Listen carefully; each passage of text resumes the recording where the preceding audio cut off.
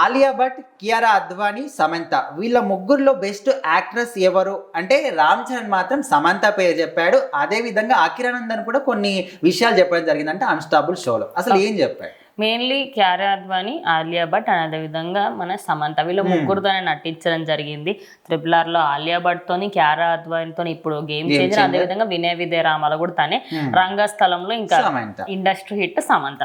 So వీళ్ళ ముగ్గురులో నీకు ఎవరండి ఇష్టం అంటే, సో రామలక్ష్మి కొంచెం సేపు అయిన తర్వాత నా రామలక్ష్మి, సమంత అంటే నాకు ఇష్టము అని చెప్పారనమాట.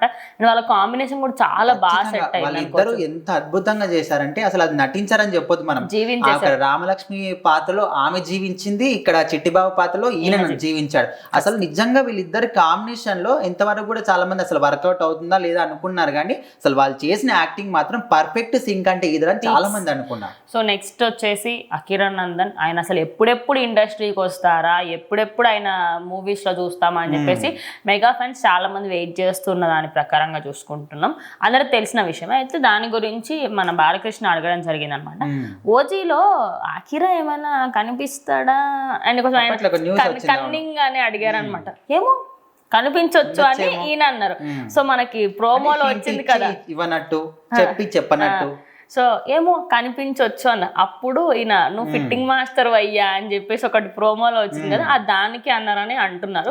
సో ఓవరాల్ గా చూసుకుంటే ఆయన ప్రతి విషయానికి సంబంధించి ఆయన చేసిన సినిమాస్ ప్రతి ఒక్క దాని గురించి మాట్లాడుతూ అటు అకిరా గురించి కూడా, అండ్ మన అందరికీ తెలిసిన విషయమే అకిరా బాధ్యత పవన్ కళ్యాణ్ గారి కంటే కూడా రామ్ చరణ్ ఎక్కువగా తీసుకున్నారు. మొత్తంగా అంటే ఆయన సినిమా ఇండస్ట్రీలో ఏ హీరోకి సంబంధించిన మూవీస్ టైటిల్ అంటే మన అందరు పవన్ కళ్యాణ్ టైటిల్స్ కొన్ని తీసుకుంటారు అని చెప్పేసి, మరి ఏ డైరెక్టర్ తోని ఆయన సినిమాస్ తీస్తే బాగుంటది ఏంటి అనేది సినిమా కూడా అకిరానందన్ చేస్తే బాగుంటుంది చాలా మంది ఫ్యాన్స్ అనుకుంటున్నారు. మనకు ఎస్జే సూర్య కూడా దాని గురించి మాట్లాడగా తెలుస్తుంది. అంటే ఓవరాల్ గా చూసుకుంటే అన్స్టాపబుల్ సీజన్ 4లో మాత్రం అకిరాకి సంబంధించి ఓజీలో కనిపించొచ్చేమో క్యామియో రోల్లో అన్నట్టుగా అనేసరికంటే ఎప్పుడెప్పుడు ఓజీ వస్తుందా అని వెయిట్ చేస్తున్నారు. హింట్ ఇచ్చారా బాబు, ఖచ్చితంగా మనం చూస్తాం అనేది అనుకుంటున్నారు.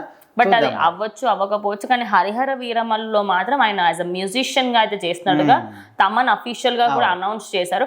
మరి అది ఒరిజినలా లేకపోతే ఓజీలో కూడా ఆయన మన మ్యూజిక్ గానే చేస్తున్నారా అనేది చూడాలి. అండ్ రీసెంట్ గానే రేణు దేశాయ్ కూడా అన్నారు, నేను ఆయన సినిమా రంగానికి వస్తే బాగుంటుంది అనుకుంటున్నాను, చూడాలనుకుంటున్నాను. చూద్దాం. మరి మెగా ఫ్యామిలీ కాకుండా ఫ్యాన్స్ అందరూ కోరుకునేది అదే, నిజంగా వస్తే బాగుంటది కదా.